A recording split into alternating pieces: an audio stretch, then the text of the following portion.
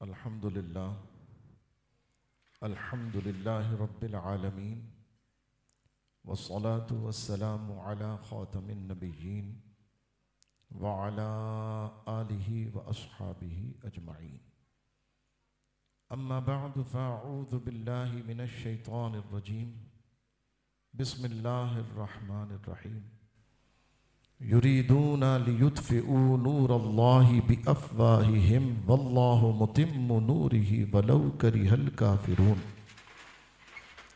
هو الذي أرسل رسوله بالهدى ودين الحق ليظهره على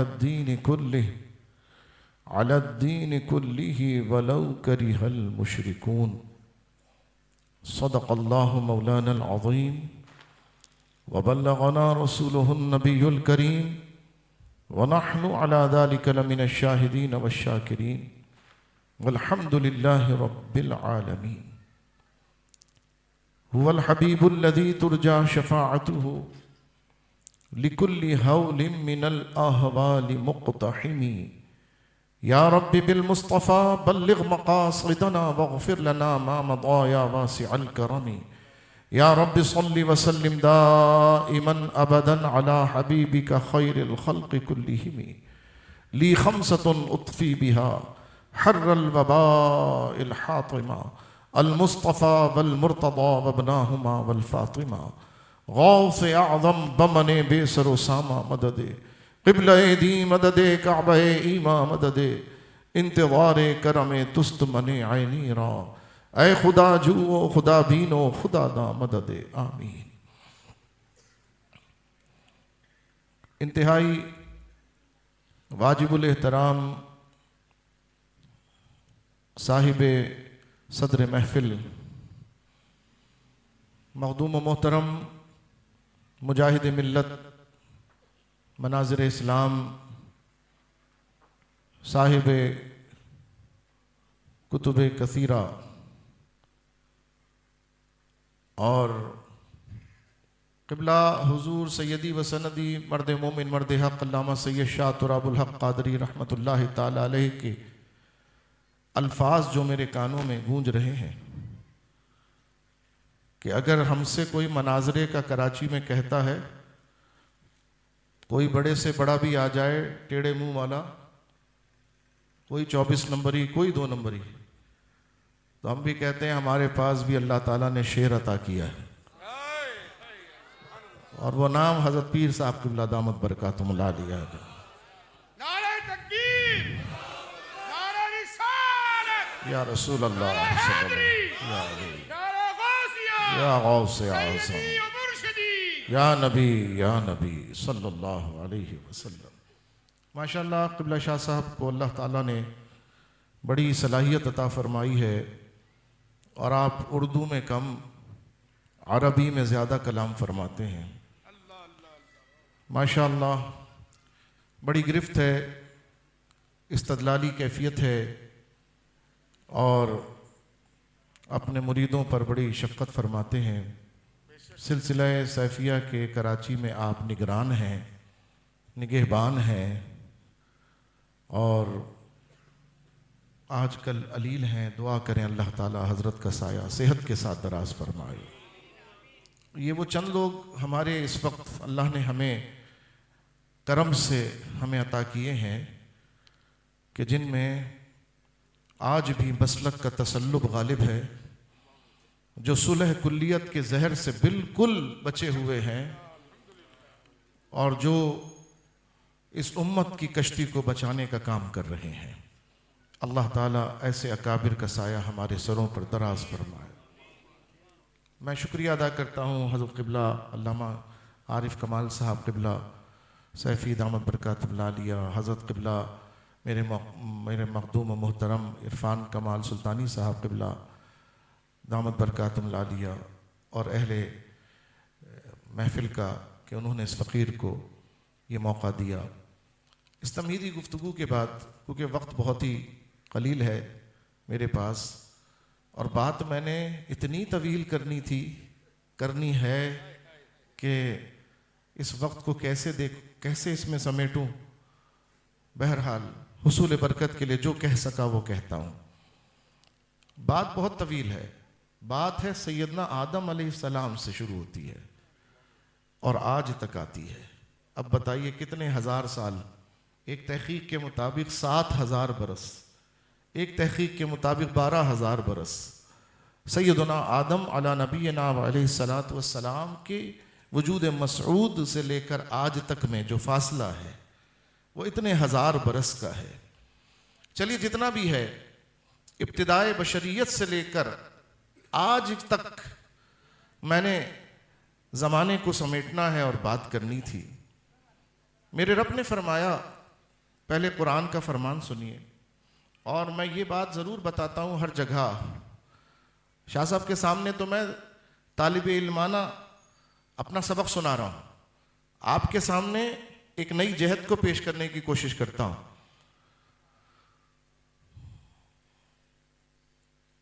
یہ جو میں نے آیہ مقدسہ تلاوت کی ہے، یہ قرآن کریم میں 3 مقامات پر تلاوت ہوئی ہے. 3 مقامات، سورہ توبہ میں بھی، سورہ فتح میں بھی، اور سورہ صف 28ویں پارے کے اندر بھی.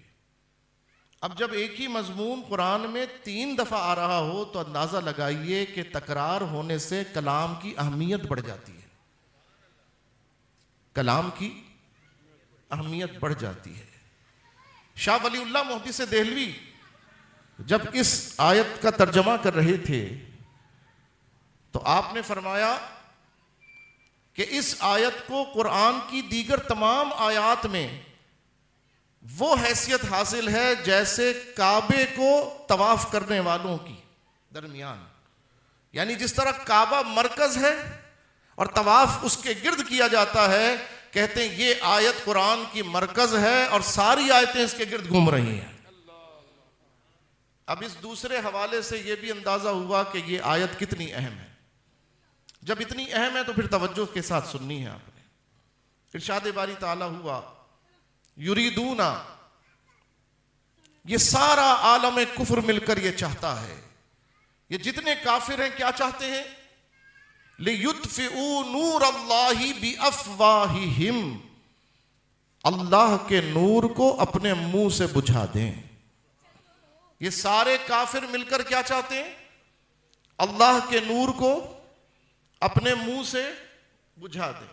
اللہ تعالیٰ کافروں کی چاہت بیان کر رہا ہے، اور اللہ کا کلام لا تبدیل لکلمات اللہ، اس میں کوئی شک کی جگہ نہیں ہے.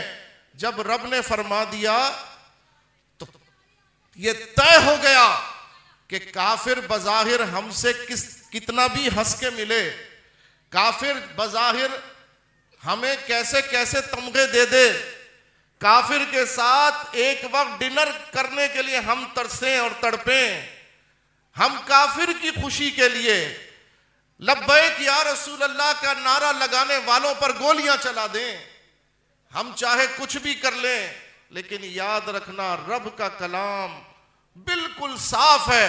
فرما دیا تم کافر کے اٹھلانے پر، کافر کے ذرا مسکرانے پر، کافر کے ذرا کندھے پہ ہاتھ رکھ دینے پر تم خوش فہمی کا شکار نہ ہو. یہ سارے کافر چاہے کسی نام سے ہو، وہ ٹرمپ کے نام سے ہو، وہ مودی کے نام سے ہو، وہ پیوٹن کے نام سے ہو، وہ نتن یاہو کے نام سے ہو، ارے وہ کسی بھی نام سے ہو، یاد رکھنا یہ سارے کافروں کی دل کی سب سے بڑی خواہش یہ ہے کہ اسلام کا نور بجھا دیں. اب یہ بات قرآن کہہ رہا ہے تو ہمیں اس پر یقین رکھنا ہے. اچھا وہ یہ چاہت رکھتے ہیں، کافر کی یہ چاہت ہے کہ نور اسلام بجھ جائے. رب فرماتا ایک ہے رب کی چاہت. بھئی ایک تو کافر کی چاہت ہے اور ایک رب کی چاہت ہے. رب کی چاہت کیا ہے؟ واللہ متم نورہ، اور اللہ کی چاہت یہ ہے کہ نور اسلام چمکتا دمکتا رہے. کافر یہ چاہتا ہے نور اسلام بجھ جائے، اور اللہ یہ چاہتا ہے کہ نور اسلام چمکتا رہے. میں کہوں گا ایک بدکار سے بدکار، گناہگار سے گناہگار، سیاہکار سے سیاہکار، نہایت کمزور ایمان والا مومن بھی کہے گا ہوگا وہی جو میرے رب کی چاہت ہے. وَلَوْ كَرِهَ الْكَافِرُونَ، چاہے کافر کچھ بھی کرتا رہ جائے، ہوگا کیا؟ ہوگا وہی جو میرے رب کی چاہت ہے۔ اب یہ تو ہوئی جذباتی بات، عقیدے کی بات، یہ ہوئی بنیادی بات، لیکن اب یہ رب کی چاہت ہے کہ نور اسلام چمکتا رہے۔ کافر کی چاہت ہے نور اسلام بجھ جائے، کافر کی چاہت ہے نور اسلام بجھ جائے، اللہ کی چاہت ہے نور اسلام چمکتا دمکتا رہے۔ تو اللہ جس چیز کو چاہتا ہے اس کو پورا کرنے میں کوئی چیز بھی اس کی رکاوٹ نہیں بن سکتی۔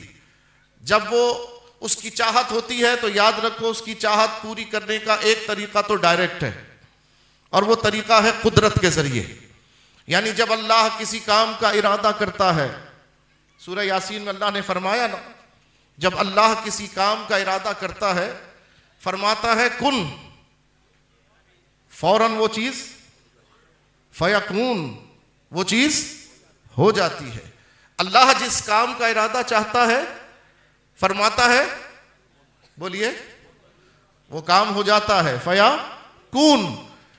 ایک تو کام ہوا اس طرح، اللہ کی چاہت ایک تو اس طرح پوری ہوتی ہے ڈائریکٹ، لیکن جب یہ چاہت رب نے اس چاہت کا تذکرہ کیا نا کہ نور اسلام چمکتا ہے۔ توجہ میری طرف بیٹا، توجہ میری طرف، بڑی اہم بات کر رہا ہوں۔ میں نے کہا نا کہاں سے بات لے کے چلاؤں اور یہاں تک لانی ہے۔ 10 منٹ تو ہو گئے، 20 منٹ رہ گئے ہوں گے۔ اللہ کی چاہت ہے نور اسلام، بولیے، اللہ کی چاہت ہے نور اسلام چمکتا رہے، بولیے زور سے، برکت ہوگی نا ساتھ میں۔ اللہ کی چاہت ہے نور اسلام، اور ہمارا اس پر یقین ہے نور اسلام چمکے گا۔ جب رب کی چاہت ہے تو پوری ہو کر رہے گی۔ رب کی چاہت کے پورا ہونے کے ایک طریقہ تو یہ ہے کہ رب کہے کن اور وہ چاہت ہو جائے فوراً فیکون۔ تو رب کی چاہت ہے، رب چاہتا تو کہتا پوری دنیا میں اسلام ہی غالب آ جائے، تو ایک لمحے میں اسلام غالب آ جاتا۔ اللہ فرماتا سب مسلمان ہو جاؤ، بتاؤ ایک لمحے میں سب مسلمان ہوتے کہ نہیں؟ لیکن اس نے اپنی اس چاہت کو پورا کرنے کے لیے قدرت کے ساتھ ساتھ ایک اور راستہ بنایا، ایک طریقہ بنایا جسے مشیت کہتے ہیں، جسے مشیت کہتے ہیں۔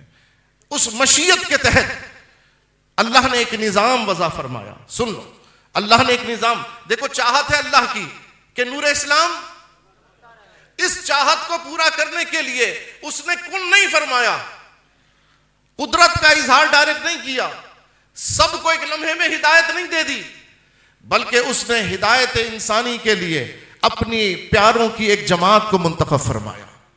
وہ جماعت ہے جماعت انبیاء علیہم الصلاۃ والسلام۔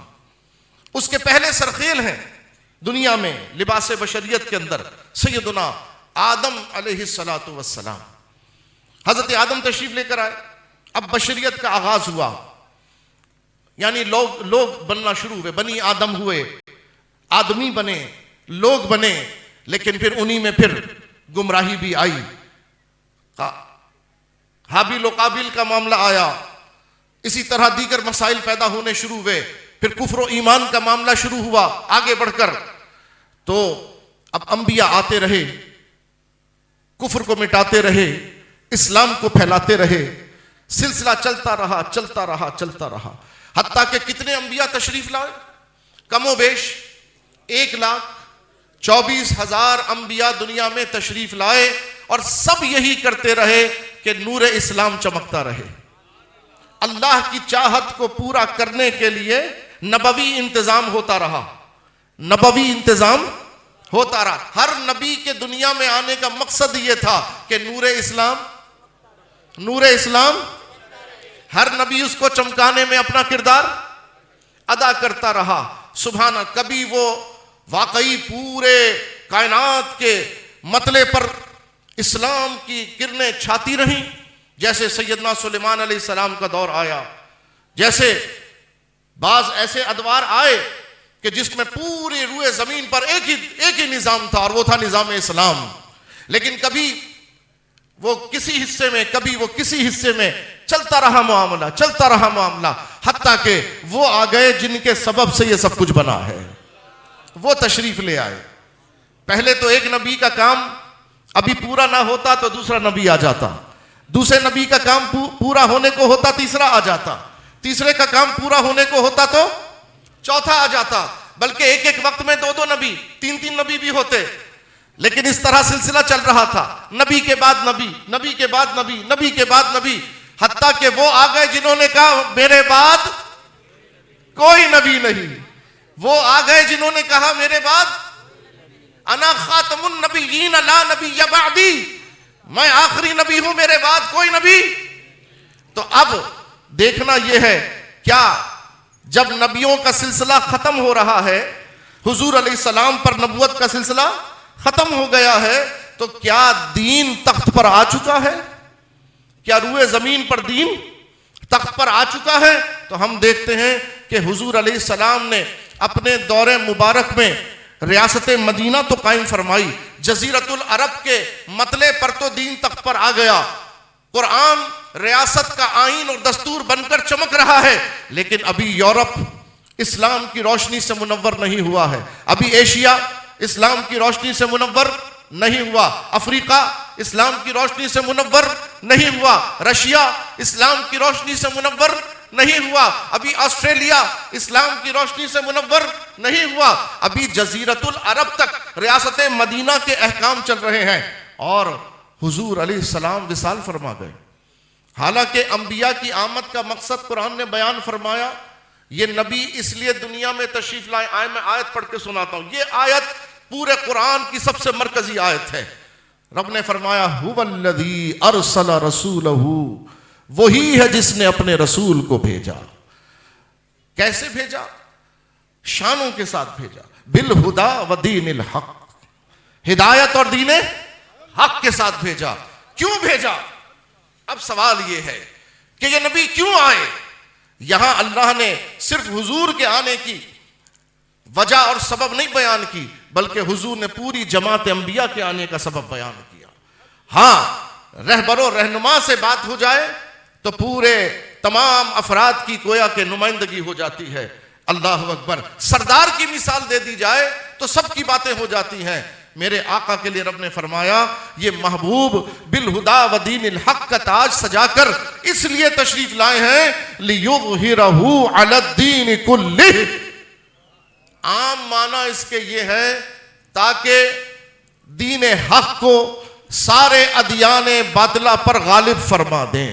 یہ نبی اس لیے آئے ہیں تاکہ دین حق کو سارے ادیان باطلہ پر غالب فرما دیں۔ اس دور میں جو جو باطل مذہب تھے وہ سب مٹ جائیں اور صرف پرچم طلوع ہو تو آمنہ کے لال کا پرچم طلوع ہو، اگر لہرا رہا ہو تو آمنہ کے لال کا پرچم لہرا رہا ہو، اور اگر دیکھ رہے ہو کوئی بھی پرچم کو تو صرف ختم نبوت کا پرچم دکھائی دے رہا ہو۔ یہ محبوب اس لیے آئے ہیں۔ آؤ لیکن میں اب انہی الفاظ کو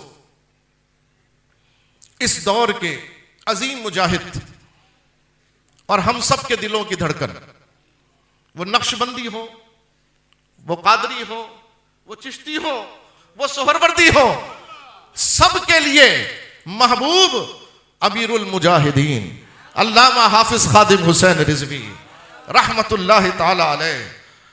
میں آپ سے کہتا ہوں، یہاں ایک ضمناً بات آ گئی، میں عرض کرتا ہوں علامہ خادم حسین نقشبندی بہت بڑے عالم گزرے ہیں۔ علامہ خادم حسین نقشبندی ایک بہت بڑے عالم گزرے ہیں۔ آپ پہچانتے ہیں کون ہے وہ؟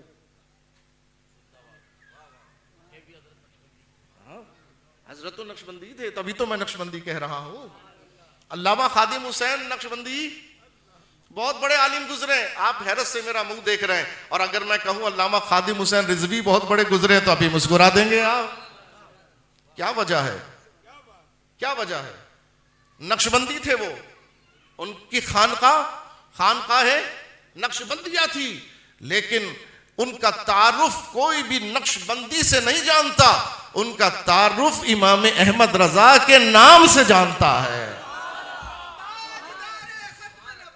زندہ باد، زندہ باد، کیا بات۔ میں سوچتا رہا، حضرت النقشبندی ہیں، حضرت النقشبندی ہیں، لیکن نام کے ساتھ کیا لگا ہوا ہے؟ رضوی. نام کے ساتھ لگا ہوا ہے. پوچھا جناب رضوی کیوں ہے؟ خود فرماتے ہیں, ایک تو یہ کہ میں نے جامعہ نظامیہ رضویہ سے تعلیم حاصل کی, اور دوسرا یہ کہ میں حضور تاج الشریعہ کا خلیفہ ہوں. میں حضور تاج الشریعہ اعلیٰ حضرت کے پڑپوتے, نبیرہ اعلیٰ حضرت میرے مرشد کریم حضور تاج الشریعہ مفتی شاہ محمد اختر رضا خان ازہری رحمت اللہ تعالی علیہ فرماتے ہیں الحمدللہ مجھے ان سے خلافت ہے, اس لیے میں رضوی ہوں. اللہ اللہ, میں تصور میں سوچتا رہا ساری دنیا کو ہلا کے رکھ دینے والا, کافر کے منہ سے بھی تعریف نکلوانے والا, وہ کہ جس کے نام سے کفر کانپتا تھا. آؤ میں ایک بات آپ کو اور دیتا ہوا جاتا ہوں, زندگی بھر یاد رہے گی, کوئی بہکا نہیں سکے گا انشاءاللہ. ہمیں بچپن میں نا, لڑکپن میں اللہ کے فضل سے قبلہ بڑے شاہ صاحب علیہ رحمہ کی صحبت میسر آ گئی. واللہ میں بار بار یہ کہتا ہوں, اگر مجھے وہ قدم میسر نہ آتے تو آج شاید میں بھی کسی پل کے نیچے ہیروئن کی ایک سگریٹ کے لیے ترس رہا ہوتا, شاید میرا یہ حال ہوتا. لیکن اللہ کا فضل ہوا کہ اس عمر میں, جس عمر میں بنتے بھی ہیں بگڑتے بھی ہیں, اللہ نے مجھے علامہ سید شاہ تراب الحق قادری رحمت اللہ علیہ کے قدموں میں پہنچا دیا. الحمدللہ. میں نے حضرت سے پوچھا, حضور والا 14 سال کا لڑکا تھا, میں نے پوچھا حضور بڑے یہ 2 نمبر آ کے بہکانے کی کوشش کرتے ہیں, داڑھی بھی ہمارے جیسی, ٹوپی بھی ہمارے جیسی, لباس بھی ہمارے جیسا, مگر اب ان کو پہچانے کیسے کہ یہ اپنا ہے کہ نہیں ہے؟ تو دیکھو اس کے 2 طریقے تھے. ایک طریقہ یہ تھا کہ مجھے قرآن و حدیث سے دلائل سکھاتے وہ, لیکن 14 سال کا لڑکا دلائل یاد رکھ سکتا کہ نہیں؟ ارے 14 سال کا کیا, آپ میں سے جتنے بیٹھے ہوئے ساری زندگی دلائل سنتے ہوئے آئے ہیں, لیکن اکثر ہم سے آ کے کہتے ہیں حضرت وہ فلاں مل گیا تھا, بڑی بحث کر رہا تھا, میں تو کچھ کہہ ہی نہیں سکا. ارے کیوں نہیں کہہ سکے؟ بچپن سے لے کے آج تک 50 سال تمہاری عمر ہو گئی, تم ہر جمعے دلائل اہل سنت سنتے ہو, میلاد کے جلسوں میں جاتے ہو, 11ویں کے جلسوں میں جاتے ہو, علماء سے تقریریں سنتے ہو, فخر سے بتاتے ہو ہم نے شفیع اکاڑوی صاحب کو سنا, ہم نے فلاں کو سنا, ہم نے فلاں کو سنا, لیکن جب کوئی مخالف آیا تو جواب دینے کے قابل نہیں ہو. کیا وجہ ہے؟ وجہ یہ ہے کہ تم نے سنا ضرور مگر ایک کان سے سنا دوسرے کان سے نکال دیا. تو یہ عمر ایسی ہے 14 سال کی کہ جو دلائل کو یاد نہیں رکھ پاتی. میں نے کہا حضور ہم کیسے پہچانے؟ تو وہ بھی حکیم و دانا تھے, صرف عالم نہیں تھے. قبلہ شاہ صاحب نے مجھے فرمایا عالم کو صرف عالم نہیں بلکہ حکیم بھی ہونا چاہیے. یہ صرف وہ حکیم نہیں جو دوائیاں دیتا ہے, فرمایا وہ حکیم جو ایمان کی خرابیوں کو جان کر اس کے تدارک کا علاج کرنا جانتا ہو, ایسا حکیم. اللہ اللہ. اب وہ حکیم, وہ دانا, وہ عالم, کوئی بات نہیں. آپ میری بات سنیے.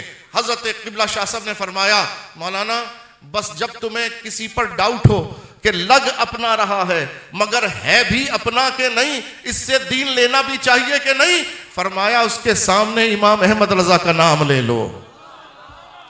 اگر منہ کھل جائے آپ کی طرح, میں نے اعلیٰ حضرت کا نام لیا, آپ کا منہ مسکراہٹ, لوگوں کے آنکھوں میں تو آنسو آ جاتے ہیں.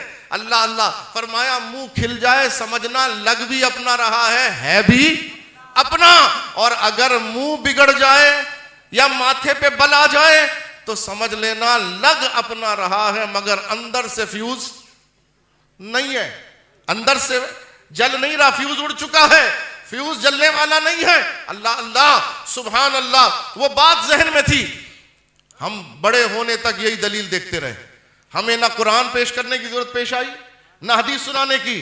ہم نے جس کو دیکھا کہا امام احمد رضا کے بارے میں کیا کہتے ہو؟ ہاں وہ بھی بہت واضح سمجھ گئے. اور جس کے سامنے اعلیٰ حضرت کا نام لیا اس نے کہا ارے کیا بات ہے, میرا دل بھی فدا, میری جہاں بھی فدا. بس جی, ارے جیسے جملے نکلیں گے, جیسی کیفیت ہوگی ویسا عقیدہ پتہ چلے گا کہ اندر دل کے اندر کیا ہے. تو آگے بڑھیے. انہوں نے امام احمد رضا کا نام سکھایا تھا ایمان کو بچانے, ایمان کو پہچاننے کے لیے. سبحان اللہ. اعلیٰ حضرت کے اس نام کو علامہ خادم حسین رضوی نے اپنا لاحقہ بنا لیا, اپنے ساتھ جوڑ لیا, اپنے نام کے ساتھ ایسا جوڑ لیا کہ آپ نے کہا آج کل تو پیر بن کر چشتی کا نام لگا کر وہ بھی اپنا کام کر رہے ہیں, قادری نام لگا کر اپنا کام کر رہے ہیں. جمعیت علماء اسلام کے ایک تو مولانا ہے فضل الرحمان, دوسرا دھڑا ہے اس کے مولانا ہے سمیع الحق، تیسرا دھڑا ہے اس کے مولانا پتہ ہے کون ہے؟ اجمل قادری۔ اس کا امیر کون ہے؟ ڈاکٹر اجمل قادری۔ تو آپ نے قادری ہو کر دیکھا، ارے یار یہ اپنا ہوگا، بھئی یہ قادری ہے تو اپنا ہوگا۔ اب جب اس کے قریب گئے تو اس نے تعریفیں شروع کی ان کی، آپ سمجھ گئے نا کن کی؟ جب تعریفیں ان کی شروع کی، اب پتا چلا ارے قادری نام لگا کے دھوکہ دے رہا ہے۔ ہم وہ قادری سمجھے، ارے نہیں ہم تو تمہیں پہلی بتا رہے ہیں، یہ وہ قادری نہیں جو بغداد والا قادری ہوتا ہے، یہ قادر پور کا رہنے والا اس لیے قادری کہلاتا ہے۔ تم نہیں سمجھے قادری کون ہے؟ تو اب لفظ قادری صرف عقیدے کی پہچان نہیں کرا رہا، تو ایسا اور اضافی لفظ چاہیے کہ جو لگ جائے تو پتا چلے ہاں یہ بغداد والا قادری ہے، ہاں یہ سچا نقشبندی ہے، ہاں یہ سچا قادری ہے۔ تو اس نام کے لیے حضرت خادم حسین رضوی نے اپنے نام کے ساتھ رضوی لگا لیا۔ پتا چلا کہ امام احمد رضا کا نام کل بھی ہمارے ایمان کی پہچان تھا، اور امام احمد رضا کا نام آج بھی ہمارے ایمان کی پہچان ہے۔ اعلیٰ حضرت۔ اب جی 5 منٹ رہ گئے ہوں گے میری گفتگو کے، ٹھیک ہے؟ سرکار تشریف لے آئے، دین کو تخت پر آنا ہے۔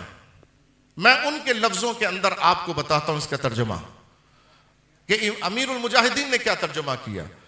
هو الذی ارسل رسولہ بالہدی ودین الحق، وہی ہے جس نے اپنے رسول کو بھیجا ہدایت اور دین حق کے ساتھ۔ کیوں بھیجا؟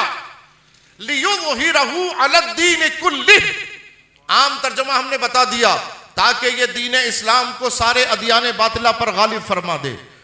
لیکن جب خادم حسین رضوی کے منہ سے سنا تو آپ فرماتے ہیں اس کا یہ معنی بالکل درست، مگر میرے لفظوں سے سنو۔ فرماتے ہیں یہ محبوب اس لیے تشریف لائے ہیں، یہ محبوب ذیشان دین حق اور ہدایت کے ساتھ اس لیے تشریف لائے ہیں تاکہ اللہ کا دین تخت پر آ جائے۔ اللہ کا دین صرف پاکستان کے تخت پر نہیں، صرف ہندوستان کے تخت پر نہیں، صرف ایشیا کے تخت پر نہیں، بلکہ یہ دین آیا ہی غلبے کے لیے ہے۔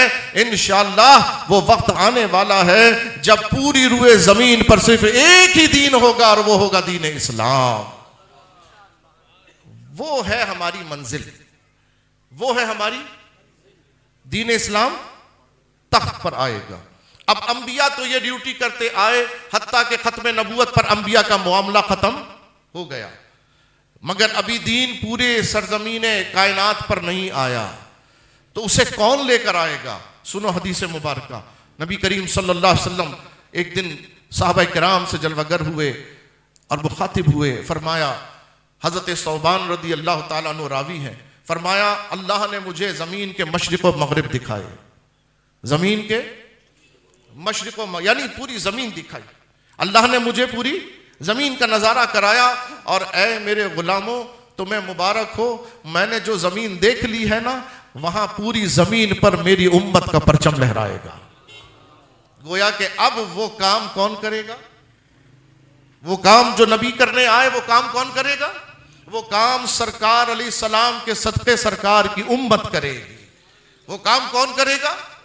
سرکار علیہ السلام کے صدقے سرکار کی امت کرے گی۔ اور امت میں پہلا کاندھا جس امتی کا اللہ تعالیٰ نے اعزاز عطا کیا اس کام کے لیے، وہ کاندھا جناب سیدنا صدیق اکبر رضی اللہ تعالیٰ عنہ، پھر فاروق اعظم، پھر عثمان غنی، پھر علی المرتضی، پھر امام حسن مجتبی، پھر حضرت سیدنا امیر معاویہ، اور پھر سیدنا حضرت عمر بن عبد العزیز۔ اس طرح اہل حق کا سلسلہ چلتا رہا، دین تخت پر آتا رہا، مشرق و مغرب میں اسلامی سلطنت بڑھتی گئی، کبھی افریقہ پہ قبضہ ہو گیا، کبھی ایشیا تک پہنچ گئے، کبھی یورپ تک پہنچے، کبھی کہیں تک پہنچے، حتیٰ کہ دین آہستہ آہستہ پھیلتے صدیوں کے اندر پوری دنیا میں کافی مقامات پر دین کی سربراہی، دین کی حکمرانی ہوتی چلی گئی، حتیٰ کہ حضور غوث اعظم کا زمانہ آ گیا، سرکار غوث اعظم کا زمانہ آیا۔ میں تاریخ اسلامی میں صحابہ کرام کے بعد اور قرون اولیٰ کے بعد، جو قرون اولیٰ شروع کے 3 زمانے ہیں جنہیں حضور نے خیر القرون فرمایا، ان زمانوں کے بعد میں جس زمانے کو اسلام کے لیے سب سے تابناک دیکھتا ہوں، میری تحقیق کے مطابق، یہ بزرگ موجود ہیں، سبق سنا رہا ہوں، غلطی ہوگی اصلاح فرما دیں، میری تحقیق کے مطابق وہ بہترین زمانہ سرکار غوث اعظم کا زمانہ ہے۔ اسی لیے آپ کا لقب محی الدین ہے۔ آپ نے دین کو دوبارہ سے اس کی بنیادوں پر مجتمع کر کے ایسی طاقت عطا فرمائی کہ یورپ کو آپ نے اسلام کا گہوارہ بنا دیا۔ کیسے؟ آپ تو ڈرامہ دیکھ کر آج تاریخ جانے ہیں، جناب یورپ کو بنانے کے لیے آپ کے روحانی فرزند حضرت شیخ اکبر محی الدین ابن عربی نے اپنا کام کر کے دکھایا۔ آپ نے مشرق وسطی کو اسلام کا گہوارہ بنایا، کیونکہ آپ کے آستانے کے مرید حضرت نجم الدین ایوبی کا بیٹا سلطان صلاح الدین ایوبی نے مشرق وسطی میں اسلام کا پرچم لہرا دیا۔ آپ کی تحریک سے اللہ تعالیٰ نے وہ شان عطا فرمائی کہ آپ کے عزیز اور آپ کے لاڈلے، آپ کے چہیتے، آپ کے فیض یافتہ، آپ کے حجرے کے اندر حضور غوث پاک کے ساتھ مراقب رہنے والے وہ نوجوان جس کا نام معین الدین حسن سنجری تھا، اللہ نے اس فقیر کی برکت سے 800 سال ایشیا میں اسلام کا پرچم لہرا دیا۔ سیدنا سرکار خواجہ غریب نواز رضی اللہ تعالی عنہ، یہ میں مذاق نہیں کر رہا، یہ ایک جملہ ایک تقریر ہے میری۔ حضور غوث پاک سرکار حضور خواجہ غریب نواز سرکار غوث پاک سے فیض لے کر جب ہندوستان کی طرف چلے تو لاہور سے گزرے، آپ سب جانتے ہیں، تو آپ نے ملاحظہ کیا کہ میری تو ڈیوٹی لگائی گئی ہے بارگاہ رسالت مآب صلی اللہ علیہ وسلم سے کہ ہندوستان ہے کفرستان، جاؤ تم اسلام کا پرچم طلوع کر کے اسے اسلامستان بنا دو۔ تو یہاں تو ٹوپی والے بھی نظر آ رہے ہیں، داڑھی والے بھی نظر آ رہے ہیں، السلام علیکم ورحمۃ اللہ وبرکاتہ کہنے والے بھی لوگ نظر آ رہے ہیں۔ آخر راز کیا ہے؟ جب پوچھا تو کہا جناب یہاں پر 200 سال پہلے ایک بزرگ تشریف لائے تھے، 200 سال 150 سال پہلے ایک بزرگ تشریف لائے تھے جن کا نام تھا علی حجویری۔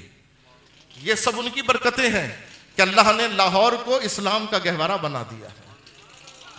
ان کے آستانے پر پہنچے اور آ کر مراقب ہوئے۔ میں نے شاہ صاحب کے منہ سے سنا، کچھ دنوں مراقب رہے لیکن داتا صاحب کی طرف سے التفات نہیں ہوا۔ یہ مراقبہ اور یہ چادر ڈال کر یہ سب باتیں ذرا ان جیسے اکابر بتائیں گے، جب ان کے خانقاہ میں پہنچیں گے نا تب پتہ چلے گا کہ وہ راز کیا ہے۔ التفات نہ فرمایا، خواجہ صاحب نے سامان سمیٹا، جانے کی آخری رات تھی، آنکھ لگی، داتا صاحب نے زیارت کروائی، فرمایا معین الدین آپ جا رہے ہیں؟ کہا حضور آپ توجہ ہی نہیں فرما رہے۔ تو جانے کا سوچ لیا، شاید بندے میں کمی ہے، اس لائق نہیں کہ آپ کی عطا کو سنبھال سکوں، ظرف اتنا بڑا نہیں شاید۔ آپ نے فرمایا نہیں معین الدین بات یہ نہیں ہے، بڑے عرصے کے بعد کوئی آیا ہے، بڑے عرصے کے بعد، جتنے دن تم بیٹھتے ہو ہمارا دل لگا رہتا ہے، جتنے دیر تم بیٹھتے ہو ہمارا دل لگا رہتا ہے، لیکن جانے کی کرتے ہو تو پھر بتاؤ کیا مانگتے ہو۔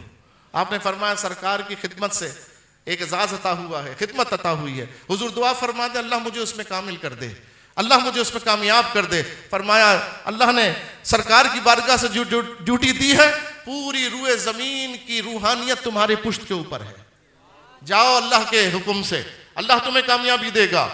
اب اس بارگاہ سے قبلہ شاہ صاحب فرماتے کیا دیا اور کیا ملا، کیا دیا کیا ملا، لیکن جب نکلے تو منہ پر یہ تھا گنج بخشے فیض عالم مظہر نور خدا ناقصارا پیر کامل کاملارا رہنما۔ اللہ اللہ فرمایا دینے پر آئے تو پورا خزانہ عطا فرما دیا، دینے پر آئے تو سب کچھ عطا کر دیا۔ یہ کہتے ہوئے چلے اور جب دہلی پہنچے، دہلی سے اجمیر آئے، سبحان اللہ۔ میں آپ کو اس کا ایک سیاسی پہلو بتا کر اب بات ختم کرتا ہوں۔ 1 سال پہلے حضرت خواجہ کے اجمیر آنے سے 1 سال پہلے، اس زمانے میں ہندوستان کا مرکزی شہر اجمیر تھا، جیسے آج دہلی ہے کیپٹل ہے، اس زمانے میں کیا تھا؟ اجمیر۔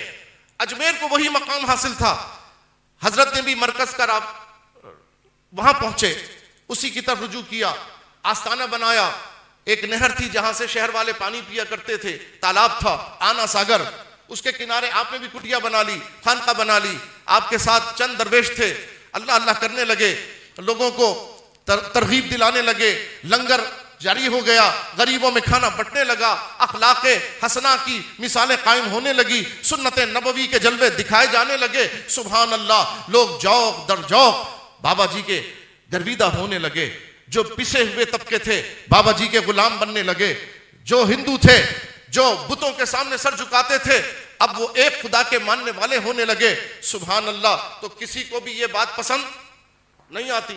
آج پورے پاکستان میں لوگ جمع ہو کر لبیک یا رسول اللہ کے نعرے پر مجتمع ہو گئے تھے، آج ایک جماعت کے اوپر لوگوں کا یقین بڑھ گیا تھا، آج لوگوں نے 22 لاکھ کہیں 24 لاکھ ووٹ دے کر اپنا اعتماد کا اظہار کر دیا، کفر کی طاقتوں کو کھٹکنے لگا۔ ارے نام کے اسلامی تو پہلے بھی بہت سے تھے مگر ان سے ہمیں خطرہ نہیں تھا، اس لیے کہ ان کے ہونے نہ ہونا برابر تھا، ان کا ہونا نہ ہونا برابر تھا۔ لیکن آئے اب یہ تھے کہ جو ان کی اولاد ہیں، جو امام احمد رضا کے ماننے والے ہیں، جو سچے رضوی ہیں، یہ ان کے ماننے والے آئے ہیں، جو کھرے کو کھرا کھوٹے کو کھوٹا کہتے ہیں، جو حق کی خاطر ڈٹ جاتے ہیں، جن کو ہم نے دیکھا کہ جب نعرے لگ رہے ہوں، ہار اور پھول کے یعنی گلدستے پیش کیے جا رہے ہوں، اس وقت بھی اس کے ہاتھ اوپر اور نعرے لگ رہے تھے، اور ہم نے دیکھا جب آگ برسائی گئی تب بھی اس کے ہاتھ اوپر اور نعرے تکبیر اور نعرے رسالت لگ رہا ہے۔ سبحان اللہ، یقین پیدا ہو گیا قوم کے اندر، یہ سچے ہیں، یہ پہلے خود جاتے ہیں پھر قوم کو دعوت دیتے ہیں، یہ سب سے آگے نظر آتے ہیں، یہی یقین کی باتیں ہوتی ہیں، یہی سچائی کی باتیں ہوتی ہیں۔ بتاؤ کفر کی آنکھوں میں کھٹکنے لگے کہ نہیں؟ تو کافروں کی ایسی تکلیف، ہاں وہ بات میں یاد آ گئی۔ دیکھو ایک بات بتاؤ، میں نے بزرگوں سے سنا ہے، اور اب حضرت سلسلہ نقشبند کے بزرگ بیٹھے ہوئے تو میں انہی کی برکت سے بتاتا ہوں، سلسلہ نقشبندیہ کی برکت سے ہی بتاتا ہوں۔ آج لوگوں کے اندر سوال اٹھتا ہے سوشل میڈیا دیکھ کر، ویسے بھی جہان میں ہر طرف دیکھ کر، یار یہ جماعت اسلامی، یہ اسلامی، وہ اسلامی، وہ اسلامی، وہ تبلیغی، وہ فلاں، سب دین بیان کر رہے ہیں، آخر سچا دین کس کا؟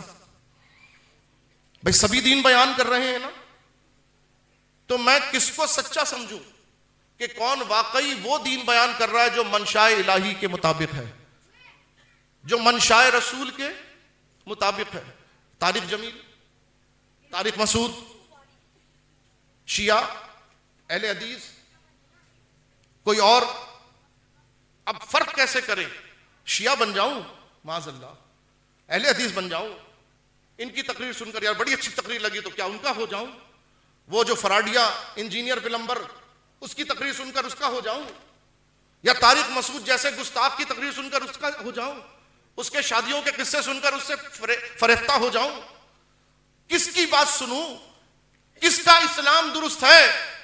تو آج سے 400 سال پہلے سلسلہ نقشبند کے مجدد شیخ مجدد الفسانی، شیخ احمد فاروقی سرہندی رضی اللہ تعالی عنہ، آپ سے بھی یہی سوال کیا گیا۔ سنو، اس محفل کی برکت سے آج یہ نسخہ بھی لے کے جاؤ۔ عقیدہ بچانا ہو تو کیا کہنا ہے؟ اعلیٰ حضرت کے بارے میں کیا کہتے ہو؟ عقیدہ بچانا ہو تو کیا کہنا ہے؟ اعلیٰ حضرت کے بارے میں کیا کہتے ہو؟ جو کہیں گے اس سے اندازہ ہوگا عقیدہ کیا ہے، اس سے پتہ چلے گا۔ اور اگر ایمان چاہتے ہو کہ ایمان تمہارا بچ جائے، تمہارے سامنے جو دین بیان کرے، جو تبلیغ کرے، تمہیں پتہ تو چلے یہ سچا ہے کہ نہیں ہے، اس کی تبلیغ درست ہے کہ نہیں، اس کا دین درست ہے کہ نہیں، یہ سوال پیدا ہوتا ہے کہ نہیں ہوتا؟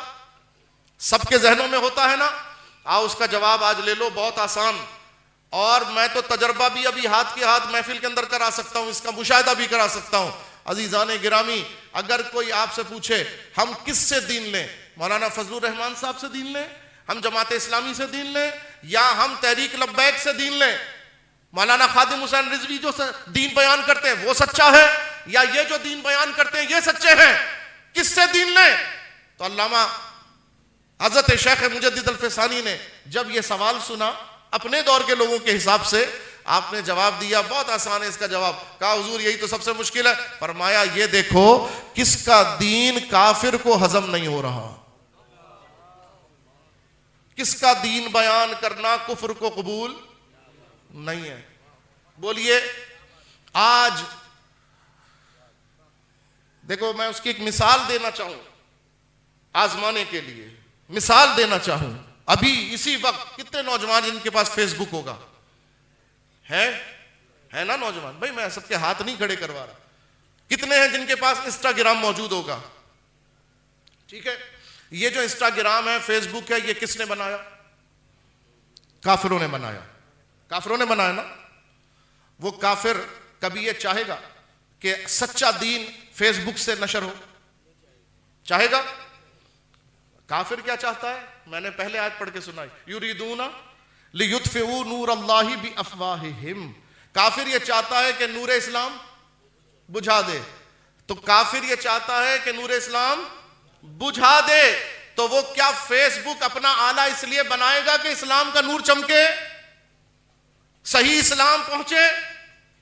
انسٹاگرام وہ اپنا یہ آلہ اس لیے دے گا کہ تم اسلام پھیلاؤ، سچا اسلام پھیلاؤ؟ کبھی نہیں. لیکن آج ہمیں دیکھو، مرزا فیس بک پہ نظر آتا ہے، انسٹا پہ نظر آتا ہے، اس کا بیان کردہ اسلام فیس بک کو کوئی مسئلہ نہیں ہے، انسٹاگرام کو کوئی مسئلہ نہیں ہے. مولانا فضل الرحمان جو اسلام بیان کرتے ہیں، فیس بک کو کوئی مسئلہ، انسٹاگرام کو کوئی مسئلہ. اور بھی کوئی جو اسلام بیان کرتا ہے سوشل میڈیا پر، اس کے خلاف کوئی مسئلہ نہیں ہے. لیکن ہاتھ کنگن کو آرسی کیا. ابھی نکال کے دیکھ لو، صرف ایک نام لکھو، علامہ خادم حسین رضوی، آئی ڈی بند. ان کی تصویر شیئر کرو، تمہارا اکاؤنٹ بند. میں ابھی آ رہا تھا جی، تاجدار ختم نبوت لکھ دیں آپ کی آئی ڈی بلاک. پتا چلا کفر کس سے ناراض ہے؟ علامہ خادم حسین رضوی سے. کفر کس سے ناراض ہے؟ لبیک یا رسول اللہ سے. کفر کس سے ناراض ہے؟ تاجدار ختم نبوت کے نعرے سے. کفر ہم سے ناراض ہے تو الحمدللہ ہم سے ہمارا رب راضی ہے.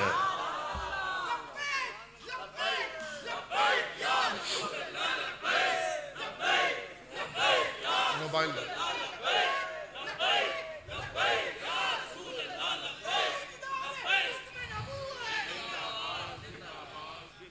11 منٹ میں نے زیادہ لے لیے، لیکن یہ باتیں اگر میں نہ بتاتا، بولو یہ باتیں بنیادی ہیں کہ نہیں ہیں آج کے دور کے لحاظ سے؟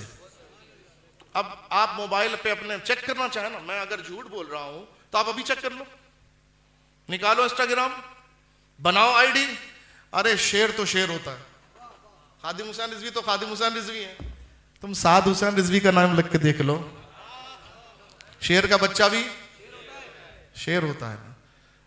فوراً کفر کو انڈیکیشن ہوگا، ارے یہ وہ اسلام ہے جو حقیقی اسلام ہے، ہم نے اس کو پنپنے نہیں دینا. اچھا میں آ رہا تھا نا ابھی، تو میں نے اے آئی سے، آج کل سب لوگ اے آئی سے پوچھتے ہیں نا، چیٹ جی پی ٹی، میں نے کہا ہاں بھائی مفتا، میں تو مفتی نہیں کہوں گا، مفتا ہے. مفتی تو دین کی ایک بڑی بات ہے نا، منصب ہے. میں نے چیٹ جی پی ٹی سے کہا حضور خواجہ غریب نواز کا جہادی پہلو کیا ہے؟ حضور خواجہ غریب نواز کا آپ بھی لکھ کے دیکھ لیجئے گا بھائی، ہم کوئی جھوٹ تھوڑی کہہ رہے ہیں. اس نے جواب میں مجھے پوری تقریر لکھ کر دی. اس نے کہا جہاد کا جو مفہوم لوگ سمجھتے ہیں نا کہ قتال، یہ صحیح نہیں ہے. جہاد کا مفہوم یہ ہے کردار اور اخلاق سے جہاد اکبر، بن نفس کرنا. دیکھو سب سے زیادہ تکلیف کفر کو جہاد سے ہے، سب سے زیادہ تکلیف. اب میں تمہیں حضور خواجہ غریب نواز کا جہادی پہلو بتاتا ہوں. میں بتاتا ہوں، کافر نہیں بتائے گا. کون بتائے گا؟ اب میری تقریر اگر ریکارڈ کر کے یہاں سے کاٹ کر آپ انسٹاگرام پہ ڈالیں گے، مبارک ہو، آپ کا آئی ڈی فوراً بند ہو جائے گا. کیونکہ اسے وہ باتیں جتنی میں نے کی ہیں، ان میں سے میٹھی میٹھی ہضم ہوں گی، مگر کڑوی کڑوی تو میٹھا میٹھا، ہپ ہپ، کڑوا کڑوا، تھو تھو. اب تھو تھو بھی سن لو اس کے منہ سے. ہم تو کہتے ہیں وہ تھو تھو، اس پر تھو تھو. سنیے، آپ جب پہنچے نا اجمیر شریف، تو 1 سال پہلے افغانستان کا بادشاہ، غوری سلطنت کا سربراہ شہاب الدین غوری 1 سال پہلے ہندوستان پر آیا تھا حملہ کرنے، لیکن راجا کی فوجوں نے اس کو ہرا دیا اور وہ زخمی ہو کے واپس چلا گیا۔ راجا کی بہت بڑی فوج تھی، 2 لاکھ سے زیادہ فوج، اور ادھر چند ہزار افغان، وہ بھی دور کا سفر کر کے آئے۔ اب جب وہ ہار کے زخمی ہو کے چلا گیا، پورا سال وہ تڑپتا رہا کرب کے اندر۔ غیرت مند مسلمان تھا، ایسا غیرت مند مسلمان تھا کہ دیکھو ڈاکٹر عبد القدیر خان پاکستان کے ایٹمی سائنسدان، آپ نے جب پہلا میزائل بنایا تو اس کا کیا نام رکھا؟ غوری۔ یہ غیرت کی نشانی ہے، غیرت کی نشانی عزیزان محترم۔ اور اس کا مزار بھی ڈاکٹر عبد القدیر خان نے بنوایا، وہ مزار پاکستان کے اندر موجود ہے۔ کہاں ہے؟ پنڈی کے قریب، پنڈی کے قریب ایک شہر ہے گوجرا، وہاں پر ان کا مزار موجود ہے۔ عزیزان گرامی، 1 سال ہو گیا تڑپ رہا تھا، ایک رات خواب میں ایک نورانی چہرہ دیکھا، زیارت کی، سلام و کلام ہوا۔ وہ نورانی چہرہ کہنے لگا، شہاب الدین، ہم نے کھیتی کو نرم کر دیا ہے، بس اب تمہاری ضرورت ہے، آ جاؤ، اللہ کی مدد تمہارے ساتھ ہوگی، آ جاؤ ہندوستان۔ شہاب الدین غوری اٹھے، لوگوں سے مشورہ کیا، تعبیر معلوم کی، کہا اشارہ مل رہا ہے غیبی، چلیے ہندوستان۔ فوج تیار کی، ہندوستان آ گئے۔ جب ہندوستان پہنچے، وہی راجہ موجود ہے جو پہلے بھی تھا، اور فوج اب 2 لاکھ کے بجائے 3 لاکھ ہو گئی ہے۔ ادھر فوج اس کے مقابلے میں تو تعداد بہت کم، لیکن اب غیبی مدد، غیبی اشارہ، سبحان اللہ۔ جنگ ہوئی اور آدھے دن میں ہی جنگ کا فیصلہ ہو گیا۔ ظہر کی نماز کا وقت آتے آتے سلطان کو اللہ نے فتح عطا فرما دی۔ یہ فتح عارضی فتح نہیں تھی، آپ تاریخ اٹھا کے پڑھیں، ہندوستان میں شہاب الدین غوری وہ پہلا بادشاہ ہے جس نے باقاعدہ ہندوستان میں اسلامی سلطنت کا اجرا فرمایا، باقاعدہ۔ اور وہ سلطنت کتنے برس قائم رہی؟ 800 سال، 600 سال۔ وہ سلطنت کب تک قائم رہی؟ 600 سال تک قائم رہی۔ آخری بادشاہ بہادر شاہ ظفر، وہ سلطنت بہادر شاہ ظفر تک چلتی رہی، 1857 تک۔ شہاب الدین غوری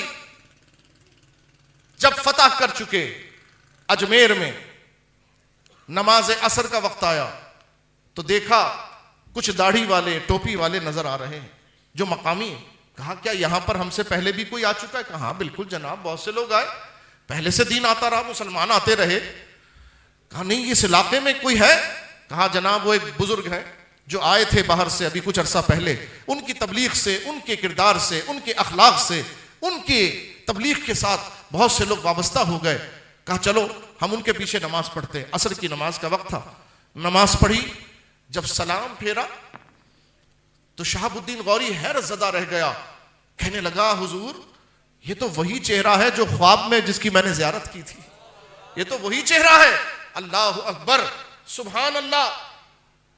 یہ شہاب الدین غوری اور اس کی فوج سے مدد لینا، ان کو دعوت جہاد دینا، ان کو وہاں بلانا۔ اور بعض راویوں نے تو یہ بھی لکھا کہ اس دن حضور خواجہ غریب نواز رضی اللہ تعالی عنہ کا لباس ہی بڑا منفرد تھا۔ اس دن آپ کے ہاتھ میں تسبیح نہیں تھی، صرف آپ کے گلے میں تسبیح تھی اور ہاتھ میں تلوار تھی۔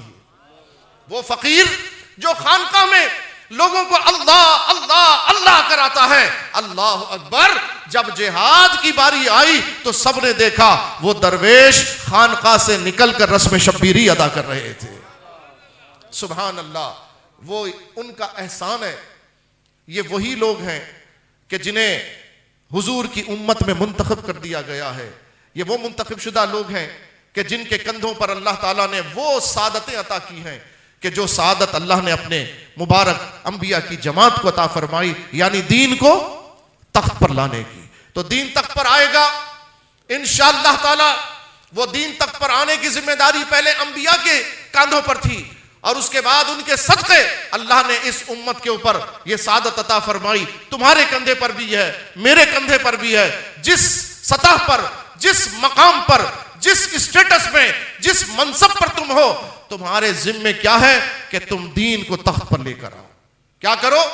دین کو، نماز، روزہ، حج، زکوٰۃ، یہ ڈیوٹیاں نہیں ہیں تمہاری، ارے یہ تو فرائض ہیں تمہیں برکتیں دلانے کے لیے، تمہارے کردار کی تعمیر کے لیے، تمہاری گندگی کو دور کرنے کے لیے۔